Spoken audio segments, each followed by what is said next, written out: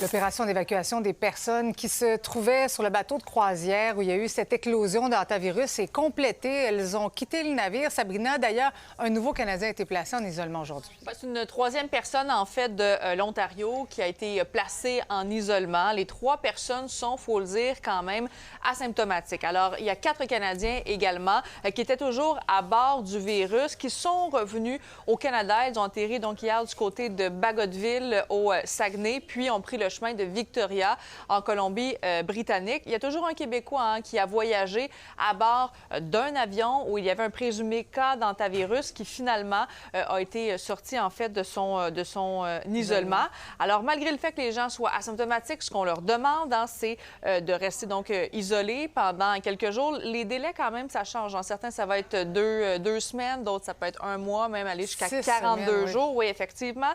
Donc pour l'instant, ce qu'on nous dit, c'est qu'il y aurait 9 cas, 7 confirmés, 3 personnes qui sont décédées. Et il y a l'Organisation mondiale de la santé qui a dit aujourd'hui donc que c'est vraiment là, au début, on peut être asymptomatique et après, quand même, les symptômes peuvent arriver quand même assez rapidement pendant qu'on voit des images dont on s'organise dans plusieurs pays là, à travers le monde pour faire face à ces différents cas en fait d'hantavirus. On va l'écouter l'OMS.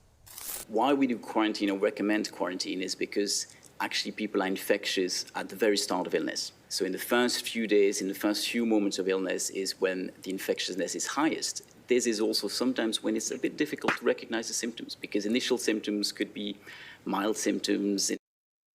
Bon, il y a aussi le capitaine du bateau qui, après avoir évacué les derniers passagers, a offert un message donc via vidéo. On écoute un extrait.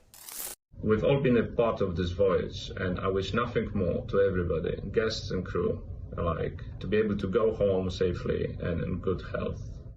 On continue bien sûr de suivre cette affaire de très près. Il faut revenir sur cette guerre aussi au Moyen-Orient parce que l'Iran a défendu aujourd'hui sa position de trêve après le rejet catégorique du président Trump. Oui, voilà. Donc, l'Iran, en fait, a demandé dans sa réponse donc aux propositions américaines, en fait, donc la fin de la guerre, bien sûr, dans plusieurs régions, mais de respecter également l'Iran. Aujourd'hui, Donald Trump a dit que c'était complètement stupide ce qu'il demandait. On peut aller l'écouter. It's unbelievably weak. I would say, I would call it the weakest right now. After reading that piece of garbage they sent us, I didn't even finish reading it. They said, I'm not going to waste my time reading it. I would say it's one of the weakest right now. It's on life support. They understand. These are all medical people. Dr. Oz, life support is not a good thing. Do you agree? Bad prognostic. I would say the ceasefire is on massive life support. Bon, je termine en disant que Donald Trump va effectuer un voyage en Chine cette semaine. Ce sera donc du 13 au 15 mai. Reste à voir ce qui va sortir de ce voyage, Marie-Christine. Merci beaucoup, Sabrina.